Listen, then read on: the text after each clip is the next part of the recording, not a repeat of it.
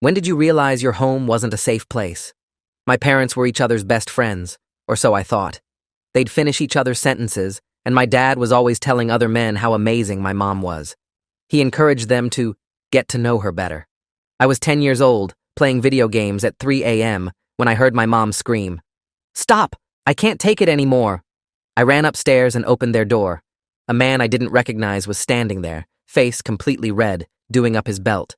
My mom had messy hair and tears in her eyes. "Your mom and I were doing some yoga training," the man said. "Sorry for waking you up." Before I could move, the closet door opened and my dad jumped out. "Hey, buddy, relax." I stared at him. "Dad, what's going on?" The man ran out. My mom held me while she cried. "Son, I'm sorry," my dad said. "We wanted to wait to tell you, but you're ready. Your mother has cancer." I jumped into my mom's lap. "Mommy, I don't want you to die." She smiled softly. "It's okay, honey. With this new treatment, the doctors say I have a 90% chance of living. There's going to be some strangers in the house from now on. They're here to do their job. Try not to talk to them." The next morning, my parents gave me a badge to wear, an upside-down pineapple. "If any mommies or daddies ask if we're looking for friends, tell them they can come over any time." I hugged them tight, thinking I lived in the best house ever. For the next few weeks, my parents did yoga classes with almost every parent from school. Same routine every time. They'd put me to bed, lock my door from the outside, and I'd hear the bed frame thumping against the wall while my mom screamed. We bought toilet paper in bulk because the doctors used so much. Dad put a sign on the bathroom, "Please shower before treatment." I thought doctors were just really clean people. Then everything came crashing down. We were sitting at breakfast one morning. My parents, my best friend's parents, and their friend, all wearing each other's clothes. There was a knock at the door. A woman in a pink suit stood there with a clipboard. "Are you here for my parents' yoga time?" I asked. She looked at me with tears in her eyes. "Where are your parents?" I led her to the kitchen, but they weren't there anymore. That's when I heard it. Thump, thump, thump. "Don't worry," I said. "That's just my mom's yoga class." She led me to the porch and gave me a mint while she asked questions. "Who's home during yoga classes?" "Just the people here to help. Sometimes when there's a lot of people, they eat all the food and I have to fill up on dry ramen." "Have you seen anything confusing?" "Mom's yoga teachers sometimes wear dog collars and crawl around. Dad says it's a special exercise for her spine." "What happens after treatments?" "Everyone showers together to wash off the medicine. Sometimes Mom tells me to join so we can save water." "Do you stay home from school?" "Only on treatment days when I'm too tired from being up all night, or when Mom needs me to clean the house after her doctors leave." The woman held my hand and whispered, "The system failed you." I just sat there wondering if there'd be any good Pokemon to catch. Everyone came downstairs. The woman stood at the front door and made a phone call. 20 minutes later, police cars filled our driveway. I didn't understand why they were putting handcuffs on my parents. I didn't understand why my mom was screaming that I'd ruined everything. I didn't understand why my best friend's parents were being led to separate cars. The woman in the pink suit drove me to a building with fluorescent lights and plastic chairs. She explained things using words I'd never heard before, words that made my stomach hurt, even though I didn't fully understand them. I stayed with my grandmother after that. She was my dad's mom, and she cried for 3 days straight when she found out what had been happening in that house. "Why didn't you tell anyone?" She kept asking. "Tell them what?" Mom was sick. People were helping her. That's when I realized my parents had built a world where nothing they did seemed wrong. They'd given me explanations for everything: cancer, yoga, treatment, special exercises. I was 14 when I finally understood what had actually been happening in that house. My therapist helped me piece it together. The badge, the showers, the locked door. My parents served 4 years each. Child endangerment. They're out now, living in another state. They send birthday cards sometimes. I throw them away unopened. My best friend from back then doesn't talk to me anymore. His parents went to prison too. He blames me for telling the woman in the pink suit. But I didn't tell her anything. I just answered her questions honestly. That's what good kids do. I'm 19 now. Still in therapy. Still having nightmares about thumping sounds and locked doors. But I know the truth now. And that's the first step to being okay. I'm sitting in Dr. Hunter's office 3 days after my 19th birthday when she asks me what I want from my life. The question hits me like a punch to the stomach because I don't have an answer. For 9 years, I've been focused on getting through each day without falling apart. I stare at the beige carpet and pick at a loose thread on the armrest of her leather chair. She waits without pushing, which is something I appreciate about her. Most adults expect immediate responses, but she just sits there with her notebook on her lap and lets the silence stretch out. Finally, I tell her I don't know, that I've never really thought about it. She writes something down and then looks up at me with this expression that isn't pity, but something softer. She says figuring out what I want is part of the work we're doing together, that it's okay not to have answers yet. The session ends, and I drive home in my beat-up Honda, hands tight on the steering wheel the whole way. At home that evening, grandmother is making dinner when she mentions she's been having dizzy spells lately. She says it casually while stirring pasta sauce, like it's no big deal.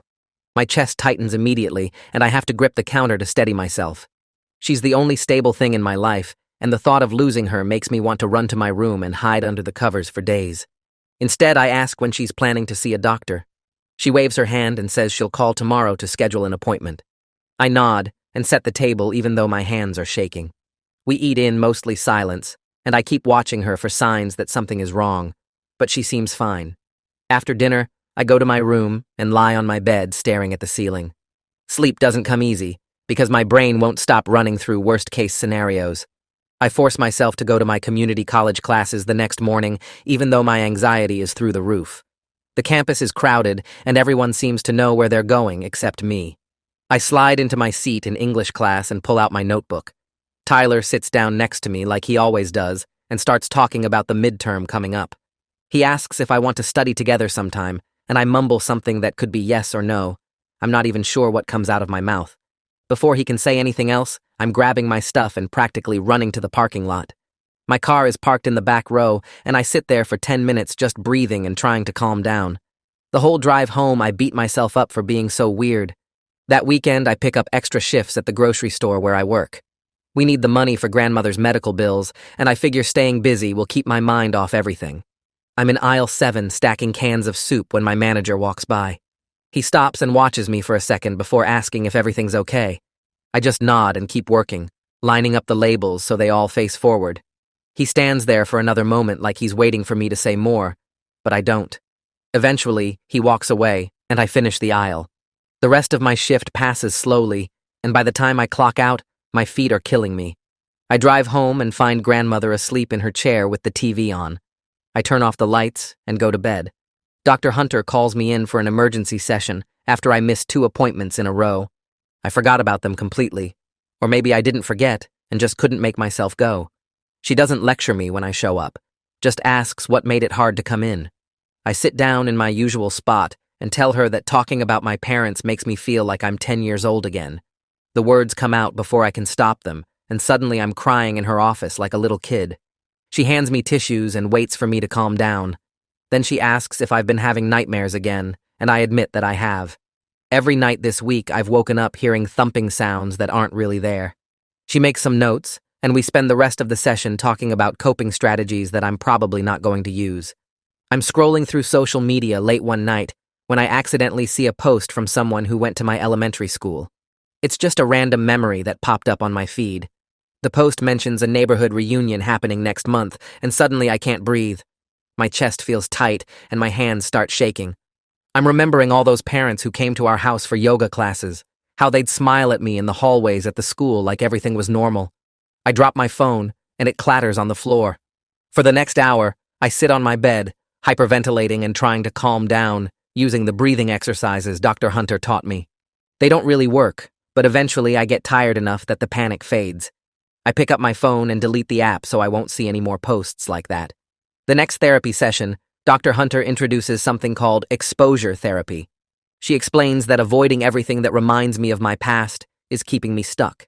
I want to argue with her because the idea of facing those memories on purpose sounds impossible. But I know she's right, even though it terrifies me.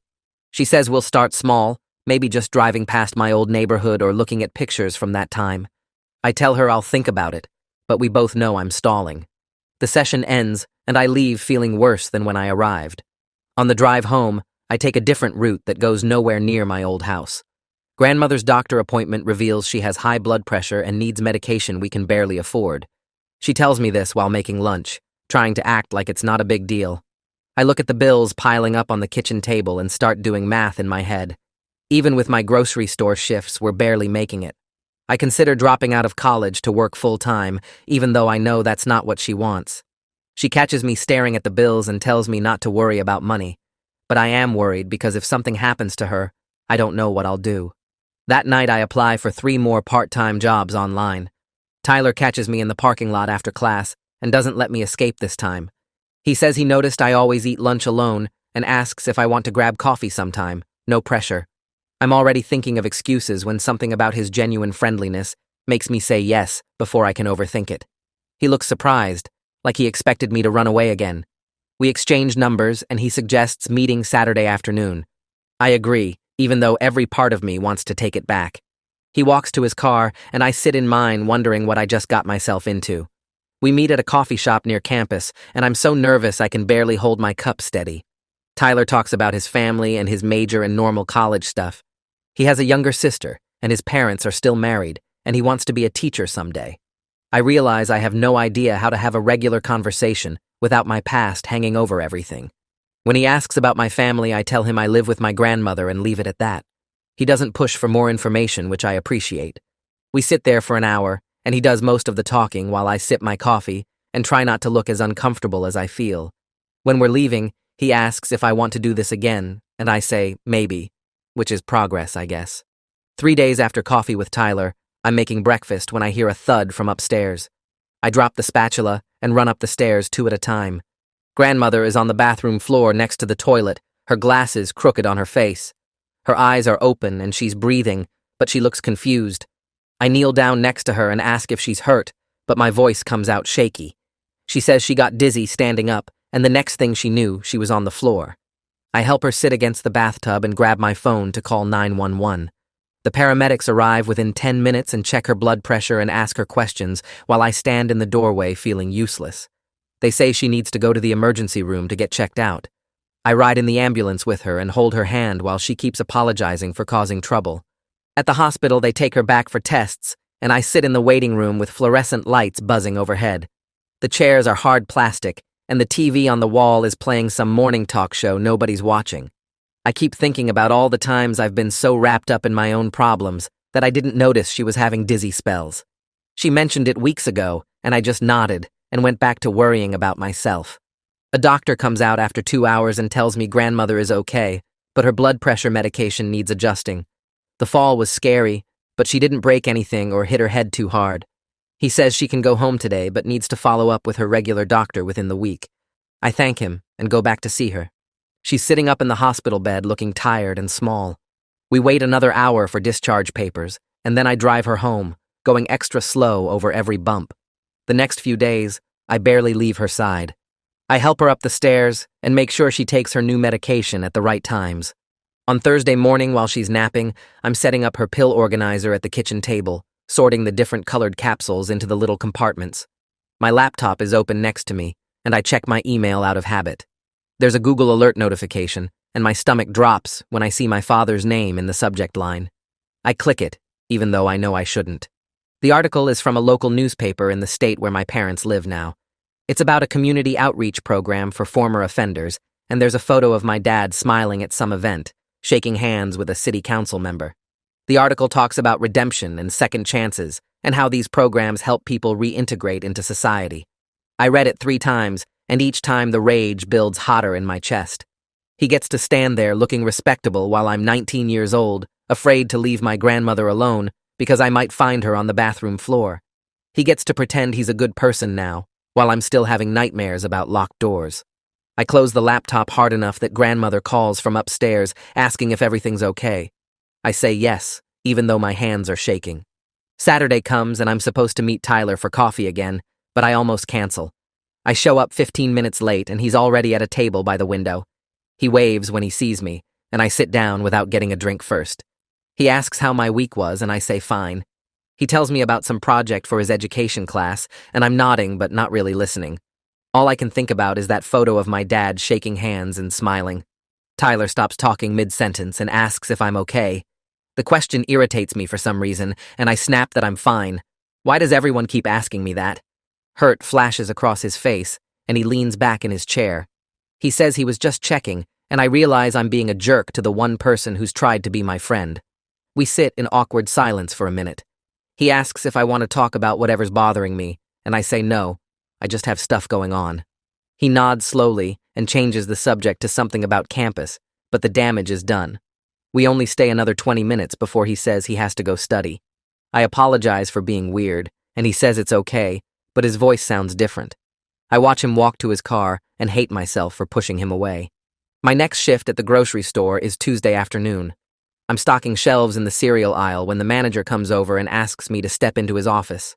My stomach clenches because nothing good ever comes from being called into an office. I follow him back past the break room, and he closes the door behind us. He sits behind his desk and says he got a complaint from a customer about my attitude. He's not mean about it, just matter of fact.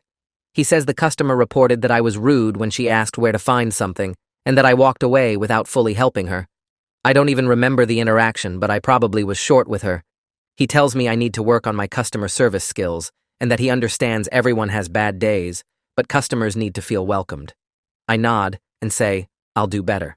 The whole time he's talking, all I can think is that authority figures always find something wrong with me. Teachers, social workers, therapists, now my boss. Everyone always has notes on how I need to improve.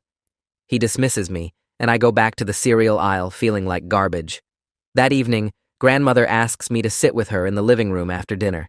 She's been quiet all day, and I can tell something's on her mind. We sit on the couch, and she mutes the TV. She looks at her hands for a long time before she starts talking. She says there's something she's never told me before, and she needs to get it off her chest. My whole body tenses up because I don't know if I can handle any more revelations. She tells me that back when I was living with my parents, she suspected something wasn't right. She says my dad would make excuses whenever she wanted to visit, and I always seemed tired when she did see me. She asked him directly if everything was okay, and he convinced her it was fine, that I was just going through a phase.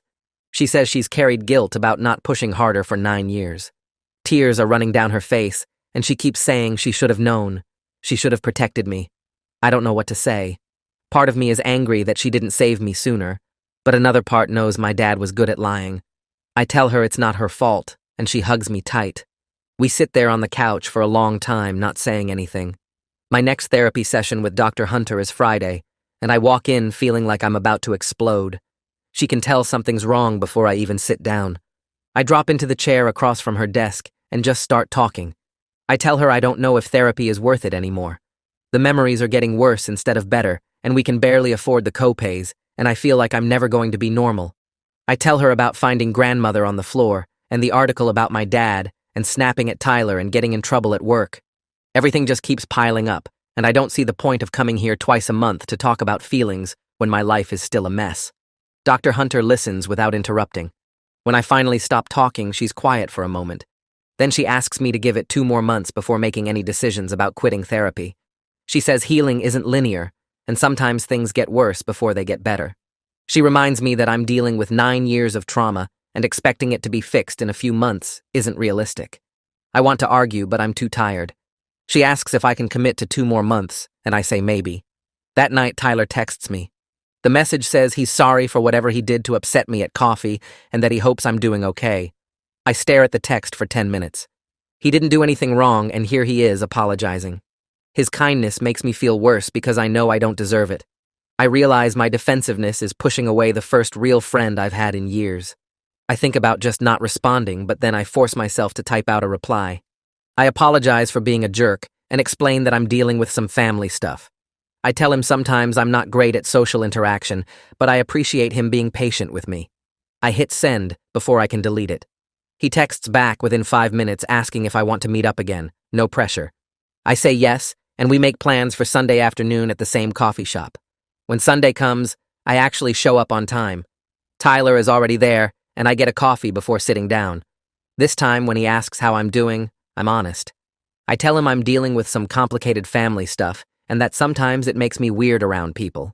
I don't go into details, but I'm more open than I've been before. He says his mom is a counselor, and he gets that everyone has their own struggles. Hearing him say that makes me feel less broken. We talk about normal stuff after that, classes and work, and what shows we're watching. It's the most normal conversation I've had in months. When we leave, He asks if I want to study together sometime for our English midterm, and I say sure. The next therapy session, Dr. Hunter has me do an exercise I've been dreading. She hands me a notebook and pen and tells me to write a letter to my 10-year-old self. I stare at the blank page for a long time. She says, I can take as long as I need, and she'll just work on her notes while I write. I start with dear, and then my hand is shaking too much to continue. I put the pen down and take some deep breaths. Dr. Hunter doesn't rush me. I pick up the pen again and start writing. I tell that kid that none of it was his fault. I tell him he was brave for answering the woman's questions honestly. I tell him he deserved to feel safe in his own home. The tears start before I finish the first paragraph, and by the end I'm sobbing so hard I can barely see the page. Dr. Hunter hands me tissues and waits until I calm down. She asks if I want to read it out loud, but I shake my head. She says I don't have to, that writing it was the important part. She tells me this is progress, even though it feels like I'm falling apart. I don't believe her, but I fold the letter and put it in my pocket. The community college advisor emails me asking to schedule a meeting about next semester registration. I almost ignore it because I've been thinking about dropping out to work full-time. We need the money, and I'm barely keeping up with my classes anyway. But something makes me reply and set up an appointment for Thursday morning. When I get there, the advisor pulls up my file and asks about my plans. I tell her honestly that I'm considering dropping out because of financial issues. She doesn't try to talk me out of it right away. Instead, she asks about my current course load and work schedule. We spend an hour going over options. She suggests cutting back to part-time classes so I can work more hours while still moving forward with my education. She shows me how, if I take 2 classes a semester instead of 4, I can still graduate eventually without drowning. She also mentions some financial aid programs I didn't know about. By the end of the meeting, I've decided to stay enrolled but reduce my course load. It's not the dramatic solution I thought I needed, but it feels manageable. I thank her and leave feeling like maybe I can do this after all. The first week of my new schedule hits me like a truck. I'm working 25 hours at the grocery store, taking 2 classes, and somehow trying to keep the house running while grandmother adjusts to her new medication. I sleep maybe 4 hours a night, and most of that is broken up by nightmares about locked doors and thumping sounds. My manager notices the dark circles under my eyes and asks if I'm okay, and I just nod and keep stocking shelves because what else am I supposed to say? But having a plan makes everything feel less scary somehow. I know what I'm doing each day, and that keeps the panic at bay. I'm reorganizing the cereal aisle on a Tuesday afternoon when my phone buzzes with a text from Tyler. His mom wants to talk to me about financial aid stuff. I stare at the message for a long time because I don't understand why Tyler's mom would want to help me. We barely know each other. But then I remember that she's a counselor at the college, and maybe this is just what she does. I text back that I'm free Thursday after my shift, and Tyler sends me her office number. When Thursday comes, I'm so nervous I almost bail 3 times. I show up at her office with my backpack and my work uniform still on because I didn't have time to change. Janet looks nothing like I expected. She's short with gray hair, and she smiles at me like she's genuinely happy I'm there. She asks me to sit down and pulls out a folder with my name on it. She tells me there are grants and scholarships I didn't apply for because I didn't know they existed. She walks me through each application and helps me fill out the forms right there in her office. By the end of the hour, we've submitted applications for 3 different programs that could cover most of my tuition. I feel lighter leaving her office than I have in weeks. The next Monday, I'm in the middle of my shift when my phone rings. It's the neighbor who lives 2 doors down from grandmother's house. She tells me grandmother had another dizzy spell and fell in the kitchen. My hands start shaking so bad I drop the can of soup I'm holding. I tell my manager it's an emergency, and I run to my car. The neighbor took grandmother to the medical center, and I drive there going way over the speed limit, because all I can think is that I'm going to lose her. She's the only person who's ever protected me, and if she dies, I don't know what I'll do. I park crooked in the lot and sprint into the emergency room. The receptionist tells me grandmother is in room 7, and I practically knock over a nurse getting there. Grandmother is sitting on the exam table looking tired but okay. Relief hits me so hard my knees almost give out. The doctor comes in a few minutes later and explains that her blood pressure medication needs another adjustment. He says she'll be fine with proper monitoring and maybe some physical therapy to help with her balance. I sit in the chair next to her bed and hold her hand while the doctor talks about follow-up appointments. On the drive home, grandmother apologizes for scaring me, and I tell her she doesn't need to apologize for being sick. We take the long way home because there's construction on our usual route. The detour takes us past my old elementary school. I see the playground equipment and the brick building, and I wait for the panic attack to hit. But it doesn't come. Instead, I just feel sad. That building is where I wore the pineapple badge and told other kids their parents could come over for yoga classes. That's where I fell asleep at my desk because I'd been up all night listening to my mom scream. But the building itself can't hurt me anymore. It's just bricks and windows and a parking lot. The kid who thought he lived in the best house ever deserves compassion, not shame. Dr. Hunter has been telling me that for months, but this is the first time I really feel it. I drive past the school and keep going, and grandmother reaches over to squeeze my hand. The next week, Tyler texts me asking if I want to come to a small party at his house on Saturday. Just him and his girlfriend and his roommate. Nothing big. My first instinct is to say no because being around multiple people in a home setting makes my skin crawl. But then I think about Dr. Hunter asking me what I want from my life, and I realize I can't hide forever. I text back that I'll come for a little while. Saturday evening, I drive to Tyler's apartment with my stomach doing flips. His girlfriend answers the door and introduces herself. She has a nice smile and doesn't ask weird questions about why I'm so quiet. Tyler's roommate is playing video games in the living room, and he waves at me without getting up. We order pizza and watch some action movie I've seen before. I sit on the edge of the couch, ready to bolt if I need to, but the panic attack never comes. They talk about normal stuff like classes and work drama and what they're doing for spring break. Nobody asks me about my family or why I live with my grandmother. After an hour, I tell them I need to go, and Tyler walks me to the door. He says he's glad I came and that I'm welcome anytime. I drive home feeling like I just won something. My next therapy session with Dr. Hunter focuses on boundaries and friendships. She asks me how I decide who to trust, and I realize I don't have a good answer. I've spent so long either completely closed off or telling people way too much about my past. There's no middle ground. We talk about what healthy boundaries look like, how I can be friends with someone without telling them every detail of my trauma, how I can ask for space when I need it without feeling guilty, how I can accept help without feeling like I owe people something. Dr. Hunter gives me homework to practice small boundary setting with Tyler and other people in my life. She says to start with tiny things like saying no when I don't want to hang out or asking to change the subject when a conversation makes me uncomfortable.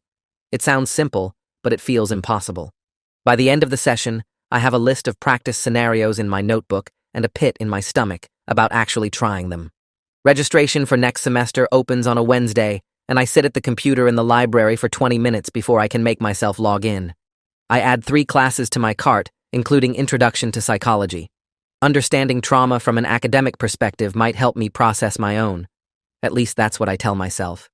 The truth is, I'm scared to take the class because what if learning about psychology makes everything worse? But I click the register button anyway. When I get home that evening, I tell grandmother about my schedule for next semester. Her eyes fill with tears, and she pulls me into a hug. She tells me she's proud of how hard I'm fighting to build a real life. She says my parents tried to break me, but I'm still here, and I'm still trying. I don't feel as proud of myself as she seems to be, but I let her hug me anyway. My 20th birthday falls on a Friday, and Tyler texts me in the morning to wish me happy birthday. He asks if I want to get coffee that afternoon, and I say yes. We meet at the same coffee shop where we had our first real conversation months ago. Tyler buys me a muffin and tells me his girlfriend says happy birthday. We sit by the window and talk about his classes and my new work schedule. Then he asks me what I want to do with my future. Last time someone asked me that question, I didn't have an answer. This time I do. I tell him I'm thinking about social work or counseling, maybe helping kids who've been through bad situations. Tyler gets this look on his face like he's impressed, and he says he thinks I'd be good at that. He says I understand things that other people can't because I've lived through stuff most people can't imagine. I'm not sure if that's true, but it feels good to have a goal, something to work toward that isn't just surviving. I'm not magically fixed or anything. I still have nightmares most nights, and sometimes I can't leave the house because my anxiety is too bad. But I'm moving forward instead of just surviving, and that feels like enough for now.